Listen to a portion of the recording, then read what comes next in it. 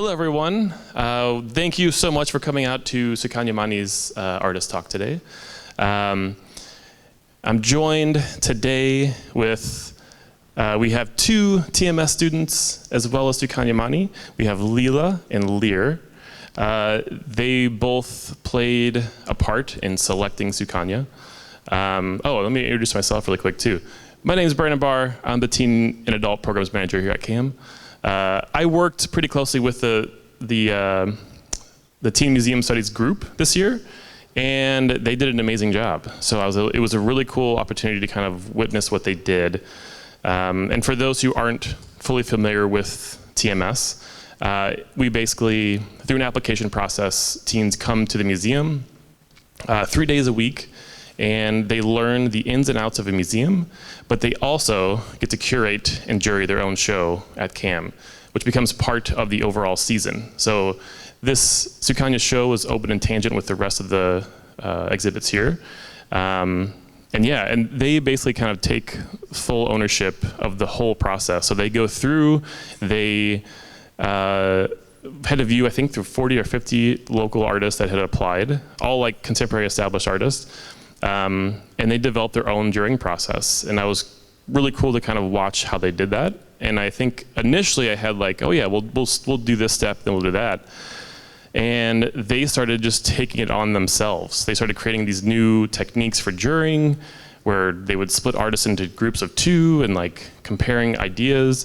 We also developed a Gallery Ethos, like a philosophy that kind of helped guide the whole process.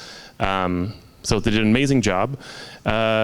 And then in the end, they ended up choosing Sukanya Mani. Sukanya was an excellent and amazing choice.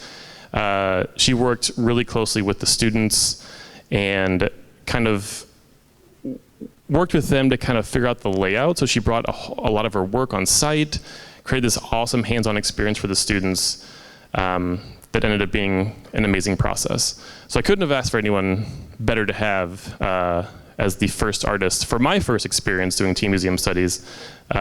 So without further ado, I'm gonna hand it on over to Sukanya Mani.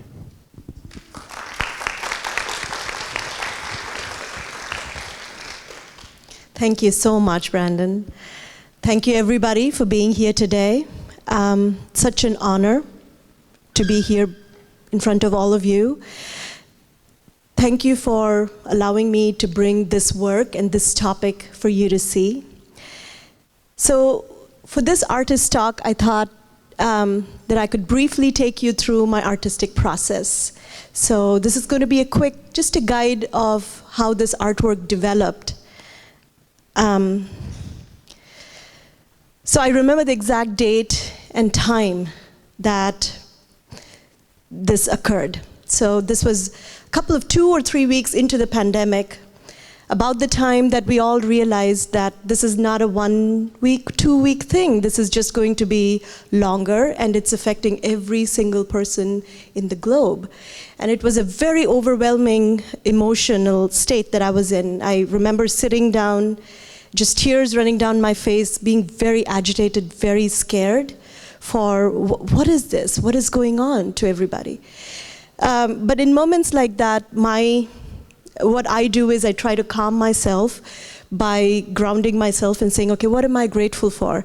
I'm grateful for, I have my family around me. I have a roof over my head. I have food on the table.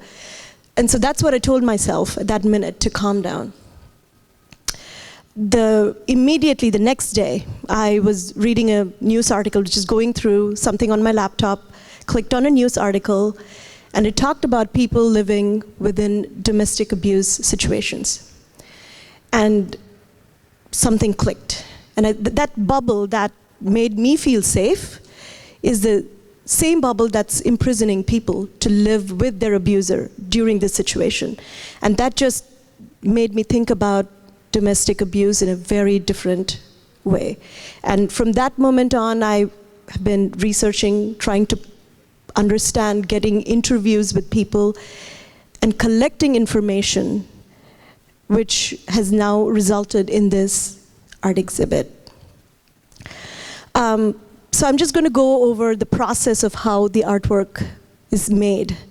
I have a notebook, a drawing pad in every single room in my house. So as I'm talking, like if, for example, if I have an interview with somebody and I take the stories down, I'll write things down and I'll draw. Constantly keep drawing visual representations of what people are telling me.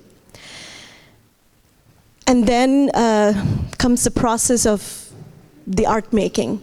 So I take big, large swaths of paper. If you come to my studio, it'll be like everywhere on the floor.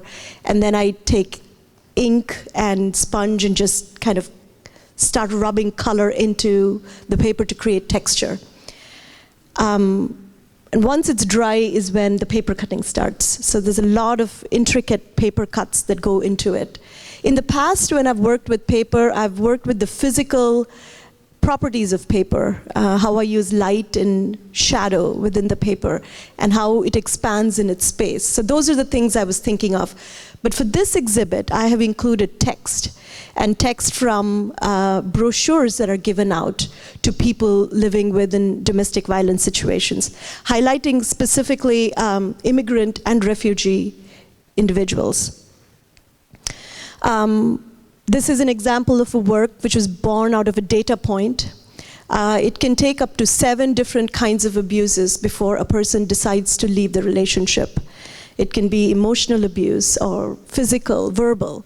So I cut out 7 different stages of women rising, and I have relevant text attached to it. And this work is sandwiched between plexiglass, and you can see it upstairs as soon as you enter the space. This is one of my favorite pieces. It's a very hopeful piece. Butterfly here signifies transformation. And I learned during this process that it can take up to 7 years for someone who has been through domestic violence to get permission to start working, to get a work permit. So I used the visa papers as part of this exhibit to show change. There is hope. And I also wanted to take you through the paper cutting process itself. It's very intricate. It's all or nothing technique. I have big pieces of paper on the floor, and I'm intricately hand cutting every single piece. One mistake and the entire piece has to be thrown out, so I have to be very mindful of that. And this is what happens when you are making a large piece of paper cut art. You only have negative and positive space to play with. So I have to be very mindful of how do I show contrast with just positive and negative shapes. And that's what I have used in these pieces. Light and shadow are a big part of my work. And these are painted pieces of Tyvek. I have also added red thread within the work. And the piece in the center of the room is called the Bangle Project. And this was born out of a transcript that I read about a woman who came from India, stayed in an abusive relationship for over 10 years. Her doctor was Indian, her neighbors, her friends. But in the transcript, she mentioned that she did not feel comfortable sharing her situation with everybody, with anybody. And she said that I didn't want to become a piece of gossip or somebody to ridicule me. And that really, really stuck with me. The idea that someone who has come from a faraway land like me did not have somebody to turn to. So I sent out emails and WhatsApp and texts, called out to friends and people living in the South Asian community to donate bangles. It took me a while to land on a bangle, the found object that I've used.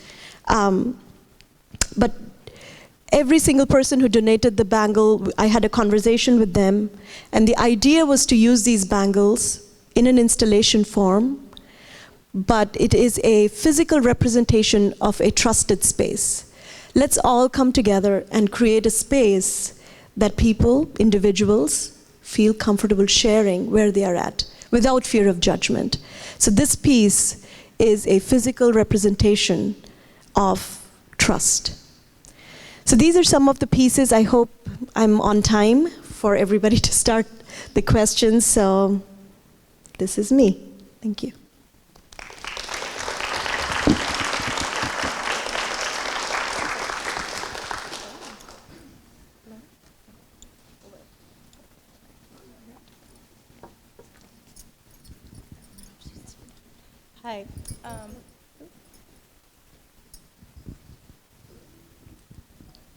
There we go. Okay, well, then we got that solved. Okay, so I have a question for you. So what is the significance of the materials you used, the paper, the red thread, the immigration documents? I would wonder if you could speak a little bit more on that. Sure. So paper is a ubiquitous material. It's just found everywhere. And the idea of once you crumple paper, it never goes back to its pristine self. It was an interesting choice of material for me to represent primarily women living in these situations. The red thread that goes through the work, some of the paper pieces, and also it's the same red thread that hangs the Bangle Project together. So red thread is another sign of matrimony, which is it's a beautiful cultural element, but it could also be something that imprisons somebody in a situation that they don't want to be in. And in India, where I'm from, red thread is strung in auspicious places as a wish fulfillment practice. So, my wish is to create a trusted space, so I use the red thread. The other thing that I've used is knots within the red thread, and the knots denote memory. So my grandmother would wear saris, and they tie, it's called a pallu, the part of the fabric that just hangs over the shoulder. They tie a little knot there. And for my mom, that was that's something to remember, I need to lock the door. And so she'll just tie a knot, and then she'll remember to knock the door and she'll untie it. I have to turn the gas off, just things like that, right? But it's memory of generations when it comes to abuse. We've all seen within different communities how abuse is passed on from generation to generation. So I used these knots within the red thread to donate that, to talk about that. Yeah, so you have that long piece, the banner-looking one that you have hanging up in the exhibit. That is supposed to represent the sari, if I'm correct. Yes, exactly. Sari is a long piece of cloth worn by women. That's what women wear. Not all of them, but many of them wear them when they get married. And so I wanted to have that piece to tie all of the other pieces together. You were really great through the whole process. You kind of let us pick and choose pieces that you showed us and the pieces you liked, but you had the two pieces that were really meaningful and impactful for you. So some of those were the bangles, and then you had that sari piece that you really wanted to include. So I'm very curious as to why and how you let us pick and choose with the other ones. So these are all different stories, but they all have the same theme. So even if you had picked a couple of other pieces that were left out, it would still have made sense because it comes together, the intention of it coming together is the same. So I really enjoyed your process of picking the pieces and curating the show because it gave me a different way of looking at the work as well. The Bangle piece was something that I really hoped you included, and you did, because I thought that it tied all of the other pieces in really well. I was wondering if you could talk a little bit more about the one sari piece, the Sisterhood piece, and about what the meaning of the figures is in that piece. Yeah, the large piece with the 4-5 women. Yeah, so that was born out of a story that I heard, a interview that I did with a woman who lived in an abusive situation, and she had 3 younger sisters. And she said, "I'm just waiting for all of my sisters to get married, and once they're married, I can leave my husband." That was the story that she, talked to me about. And so that also talks about the shame that some women feel, the idea that, okay, what I do will affect my younger sisters and their chances to get married. And so that was a piece I wanted to include to talk about those cultural differences that somebody may not understand. Why is this happening within this community? But there are certain things that happen within immigrant and refugee communities that are that speak to a larger problem. So it's a vulnerable group within an already vulnerable group. So I wrote down the Gallery Ethos, as Brandon mentioned, that we created when starting the whole process of journeying and trying to figure out a person that we liked. So I'm going to read it out for you guys. It says, the 2022 Teen Museum Studies program is committed to amplifying unheard voices. We seek to present through provoking and timely artworks to challenge and expand the viewer's point of view through a variety of media outside traditional artistry. The featured artwork includes emerging mediums and engages with the museum space in unexpected ways. Overall, our mission is to display quality work that engages the surrounding community. So I'm kind of curious how you think your work exemplifies and kind of carries on this mission statement. Obviously, we've seen it through a great perspective and got to see and work with you through it. But for all the people that don't know, maybe how do you think this kind of lives on? So in two ways. One is, it takes me back to that moment when I just realized what a huge issue this is. And the more research that I did, I was trying to figure out what are the resources available for people living in these situations. There is so much more to be done. The awareness is just the tip of the iceberg. Once people realize how big and how grassroots level this problem is, art, bringing it together through art starts conversations, and the hope is that it will reduce the amount of stigma that's attached to it, and also bring to forth the different resources that are available.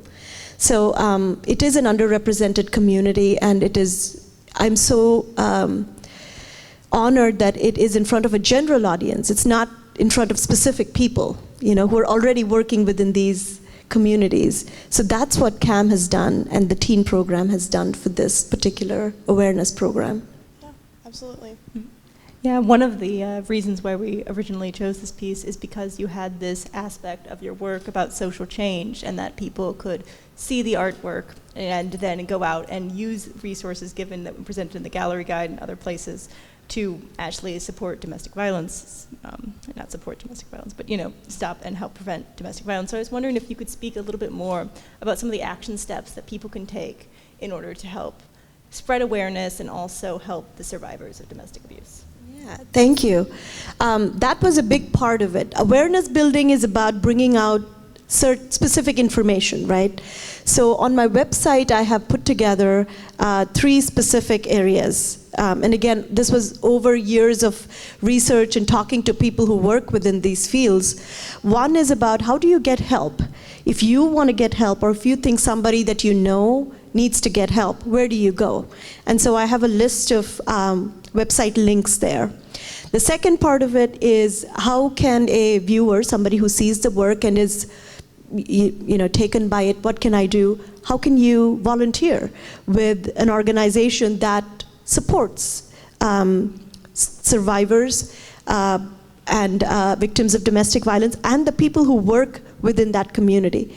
And the third is donation. What can you donate? It doesn't have to be just money. It can be used items. It can be, there are so many different ways you can donate to help this community. So I have all of that set up in my website, but that's a work in progress.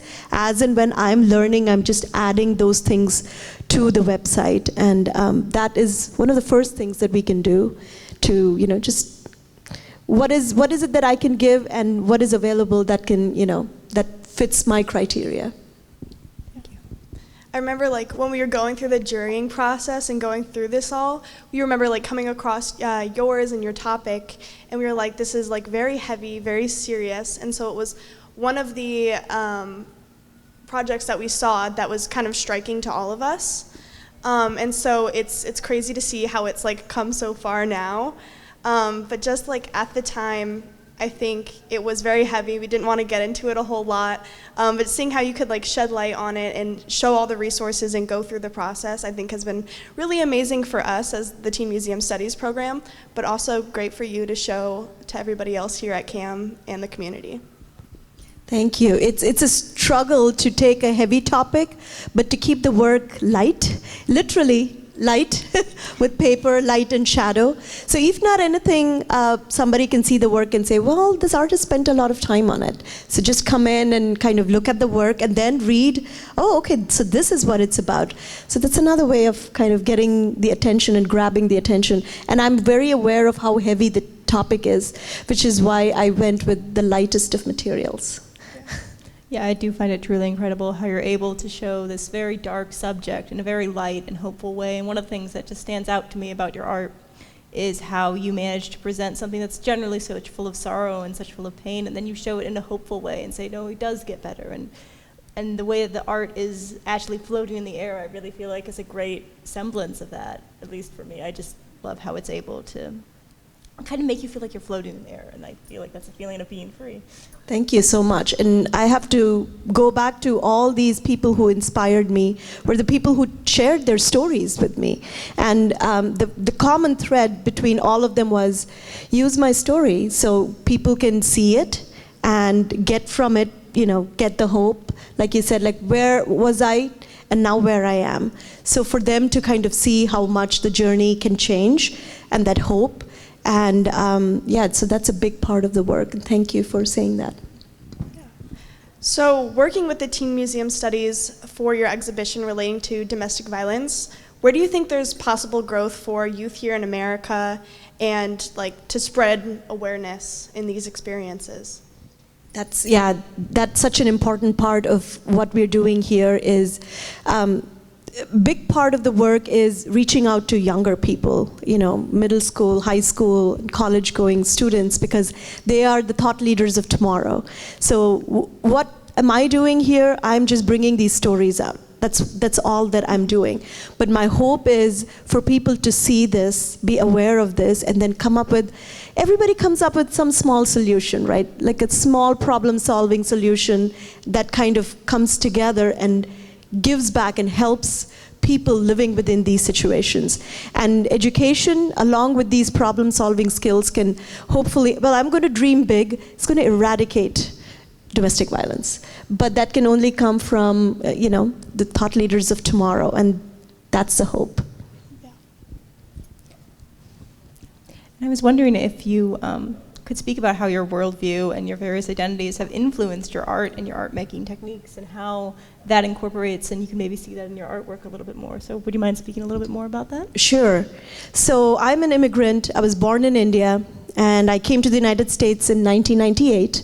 I remember when I came here, I had no work permit, no bank account, no driver's license, nothing. So that put me in, it's easy for me to put myself in the shoes of somebody who is so vulnerable, right? It took me 4 years. I have a supportive partner, so my story is different, but there were so many people who came under these circumstances, and that's an immigrant. For a refugee, the story is darker. It's a darker story. So there are these situations that are almost ripe for an abuser to take advantage of.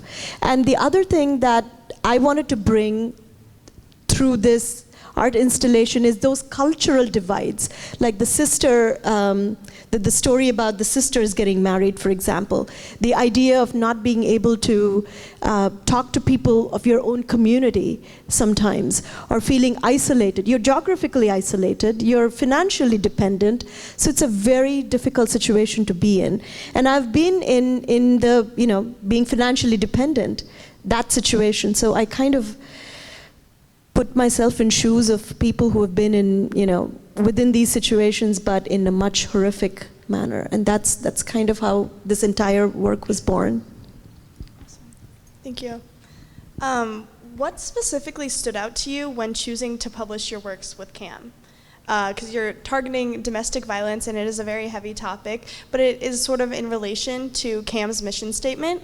So I'm very curious what brought you here and what made you want to work with the Teen Museum Studies program.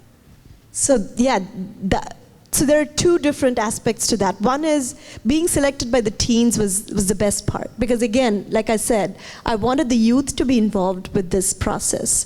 And education, realignment, rethinking, all of that starts there. And so I was so grateful that it happened through the teen studies. The other part of it is the general audience that CAM brings in. So what I have been doing so far with this work is talking to other people living in immigrant communities, in refugee communities, and I'm talking to people who are working within domestic violence or providing services for them. But I was always trying to spin my wheels in the sense that I wanted to, how do I bring this to the general public? They need to be aware of this as much as these other communities that I'm talking about. And that's one, the CAM has provided a platform for this topic, for these stories, and that is the best part about all of this.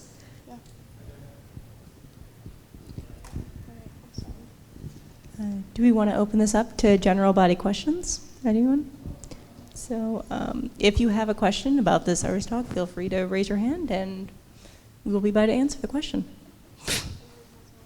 Anyone?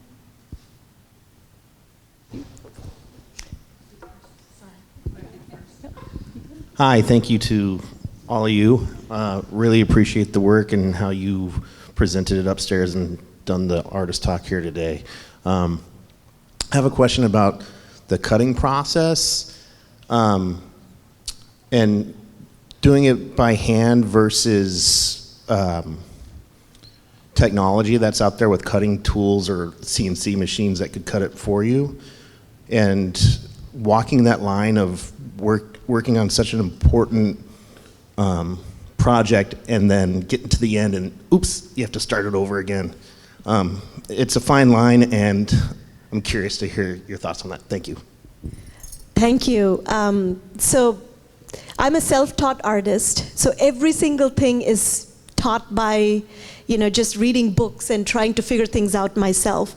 And when I started, I didn't realize that there's a CNC machine that could cut paper. And maybe as I get older, my eyesight and my hands are not working, I may go to that. But it was just easier. I had a scalpel and a piece of paper, and I controlled the entire process, and that's how it started. Having said that, when I was working on this particular series, it seemed like I wanted to tell these stories by hand, and it is painstaking. It's nowhere as close to the lived experiences of the stories, but it in one way reflected that, these stories, it's not an easy process to tell these stories, and the artwork was not easy to come together. The installation was not an easy process. So, but all of these kind of, to me, in a way, felt like this is why it's so important to say it. Even though it's not easy to say, every step of this was hard work. And I'm very proud that it came together the way it did. I get that from the paper cutting process, so thank you. Thank you. So Sukanya, I was sort of interested if you could share with us, this is such a significant body of work, it's such a deeply felt subject matter. Does this continue on for you? Is this something that you see as a project with a finite end? What's next? How does it continue to proliferate? Just what continues here? That's such an important question, and it's something that I've been working on.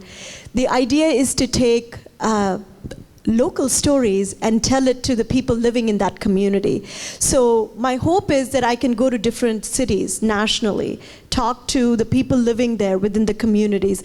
Now the work that has come together here is mostly immigrant and refugee stories, but I'm working with data from different parts of the country, people living in all situations who are going through domestic violence, men, women, children, and people of different genders. I am here to tell all of these stories. And the hope is for this to be a traveling exhibit where it just keeps adding on and becomes a way for the community to share its stories through this process.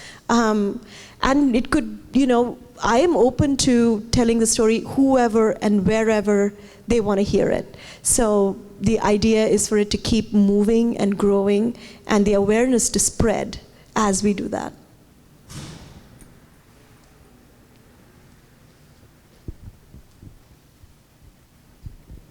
Hello, thank you so much for your wonderful talk and your wonderful work as well. As someone that is very familiar with your work, I'm very surprised that color has made an appearance, and I was hoping that maybe you could talk about that as something previously you hadn't tackled, and now, again, as a heavy subject matter, I'm assuming now you are tackling an even more complex element visually with an even more complex topic. So. Thank you. Yeah, color is new. I was just doing white paper. That's all I was working on, as you know. But yeah, during the pandemic, as I'm collecting these stories, there are visuals that come to mind as I'm writing. Like I said, I keep notes of flashes of color that comes through in a story or something that the storyteller was wearing. And so I kind of wanted to try and see what will happen if I incorporate that color in. And it worked really well, and I was very pleased with that result. So I wanted to expand it a little bit. Not to a point that it interferes with the light and shadow. I still wanted it to be light, so the colors are gentler, softer. And some of them are black because I wanted to have that contrast with the others. But yeah, color is slowly creeping its way in.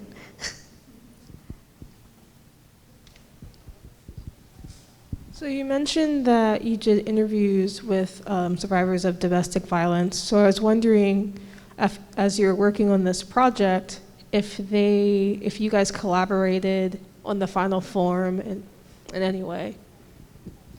Yeah, no, that's such an important question because I was very aware that when I'm interviewing somebody who has gone through a traumatic experience, I'm very mindful of their journey, right? And all the people that I spoke to had wanted to tell their stories.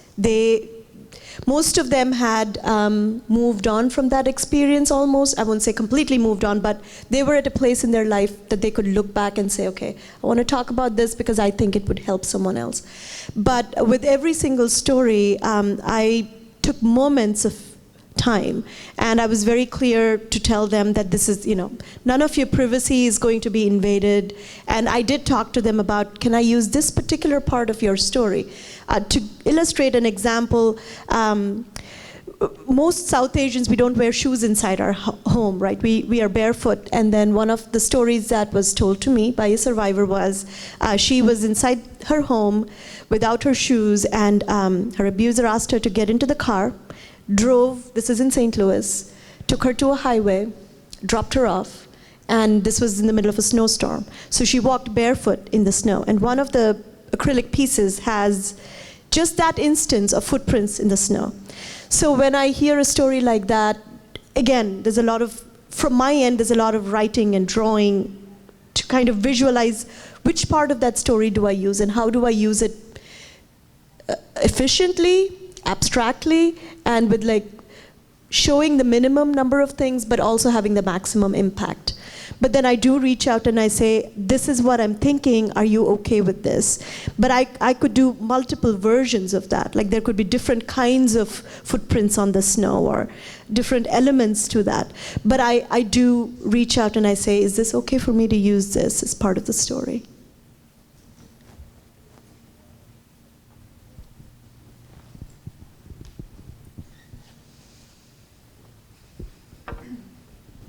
Hello. So I know you can't share too much information about the survivors and the details of them, but anything that you can share about maybe how your art making affected them, and did their perspective on their situation change, or how it affected them, your art making? That was great words. Thank you for asking that.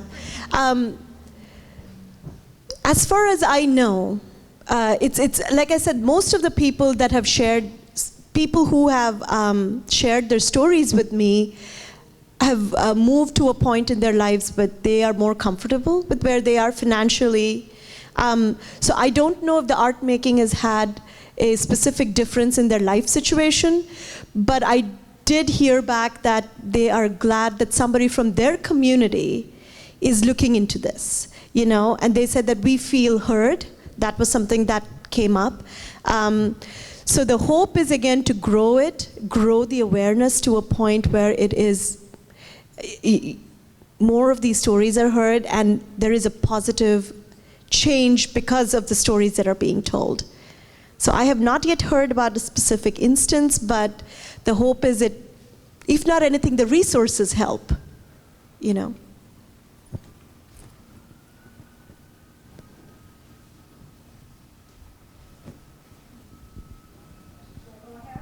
There you go.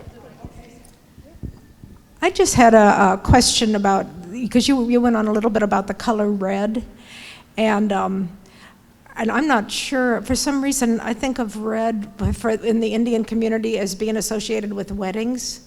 Is it, as we have the traditional white, that the red, and I don't know if that's part of your theme through that, and if you think you'll continue using more red, because I found that very interesting about the threads and all. And then the other question was, on the bangles, did you receive them just from India, or are they from all over the place? Or they, are they a traditional type of a bangle that is used in India?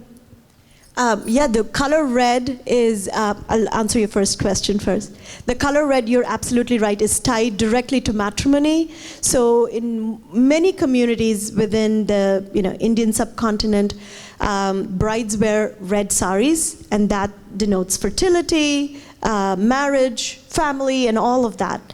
And it's the same thing with bangles. So married women wear bangles as part of their adornment. That's a way to show that they're married.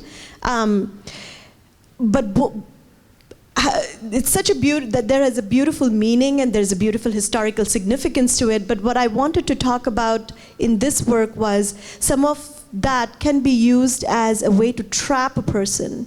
The same thing that's beautiful, brings two people together, can be sometimes a prison for someone. And they are stuck within that marriage because it's not easy for people within immigrant communities to leave marriages because it's a point of shame. So that dichotomy is what I wanted to talk about. And the bangles were donated by local St. Louis women. So it's very, very local. It's like I would say almost all of the bangles, close to 45 people who donated the bangles. And they were all my, just people that I know and people who know, just by word of mouth. And that's how I collected it. It took me a long time so I was thinking for almost 6 months, like, what is this one thing that I can use that people can donate? I can't ask for gold jewelry, right, for people to donate. It has to be something that's easily available and people should be able to transport it and donate it, but it should also have a specific meaning and significance to what we're talking about. So that's why the bangles.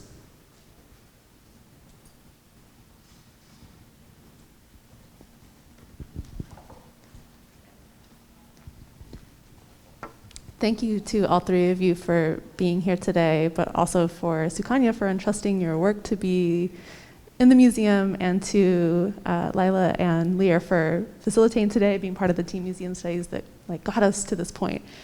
I'm curious if you can each talk from your perspective about what that exchange was like for you in terms of how it might have made you look at things in a different way. So for Sukanya as an artist, was there anything about working with teenagers that when you went back to look at your own practice gave you a new perspective?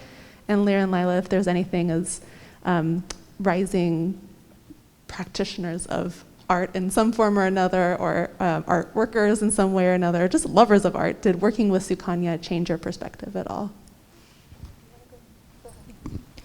I think definitely the opportunity to help curate an exhibition was extremely meaningful for me. I'm a student of art history, and part of this program, what was really wonderful about this program is that it really encouraged me to go ahead and pursue art history, pursue curation. So that was really big for me, but also just the ability to work with a living artist, to be able to have these dialogues about art and meaning and what the medium means was just really meaningful for me in my understanding of art and how the art making practice works. Because I feel like from the outside perspective, you can have one idea about how artist works, but then when you get the chance to do a studio visit and get a chance to talk to the artist, you really end up learning so much more than you could ever imagined. It really is an opportunity to grow as a person and just also as a lover of art, to be able to understand it more deeply, to love it more deeply, and also to really understand the stories, these wonderful stories that were presented to us. It was just so meaningful for me in my life. Thank you. When I first heard about this program, it was like the end of school year last year. Someone from my school mentioned it and brought it up. So I started here, and I wasn't really sure what was going on, what this project was going to be, what I was going to be doing here. But getting to meet the other students, we kind of obviously all found that out, that we all liked art. We all had our different qualities in that sense. But then we learned through being here, we got to meet with a bunch of different directors, a bunch of different people, and they got to talk to us about their positions. And so it really opened kind of my mind to like a new, different side of like art and the art curation world, because we had to fill out like an application to apply here. And there were like a bunch of like big questions, and I was like, I don't know how to answer this. I don't know what I'm expecting. I don't know what this is. But really getting to now like live it out really kind of answered those questions for me. So I'm very grateful for CAM because I've got to meet a bunch of great people, learn about art direction, and now like finding my own interest in it. And then it's been great with Sukanya. She's been very great throughout the whole process. She let us choose a lot, she let us curate a lot, and so it's really kind of opened my mind to the new possibilities. And so looking into this as like a possible career in the future. So thank you so much. Thank you. There are two specific things that come to mind, and I think I've mentioned this to you, Brandon. So I met with the students, I brought some of the work, and I talked about it, and then I just went back. And a couple of days later, I see this description of my work, and I was blown away, because I can't write like that. But the students got together and wrote a descriptive narrative about this work that was, again, I can't write like that. I'm a visual artist, I'm not good at writing, but it just blew my mind how they understood the nuances of what I was trying to say, and very succinctly, very clearly put that together in words. So that was one thing. The other was the actual curation process. You know, they all of the students, you know, they stood up and they were in the space, and they could imagine the work in that space, and they took ownership in coming up with different ideas. And when I saw that, I wish I was like that when I was younger. The confidence that you all showed, and the knowledge and the depth, and the amount of work that they put in, it inspired me so much. So thank you. And both of you, thank you very much. Yeah, to kind of go off of that, she really let us take initiative with this. And so at one point we even like got into our own small groups within the program and got to kind of lay out maybe like a possible layout for the room upstairs with the pieces that we liked and how we wanted them. And she did a lot of talking with us, trying to figure out, you know, what we were getting out of this project and making sure that it was in the same light, and that she could take something out of what we said, and that we were definitely taking things out of what she said. So it was a really great project to like see this in light. When we came to see like the project for the first time, we were walking upstairs and we were like, those are our words on the wall. Like we wrote that together, and that's like on the wall. So it was just a really great experience, and thank you for letting us do it.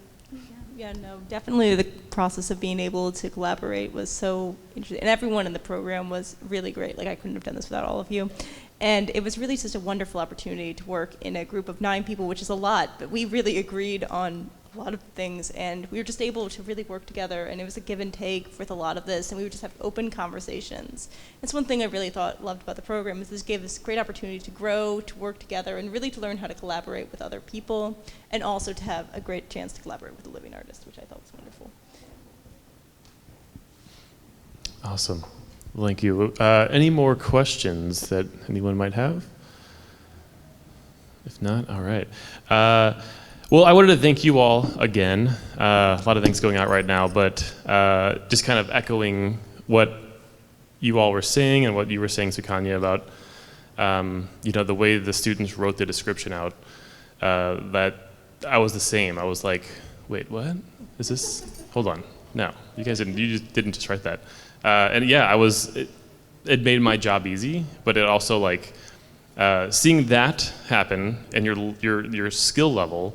But then also the way you all worked together and collaborated and listened to each other and allowed yourself to be changed by someone else's point of view by remaining open, made me very hopeful for the future of art. I mean, I don't know what your plans are for the future for jobs, but you're doing really good at this one, so consider it maybe.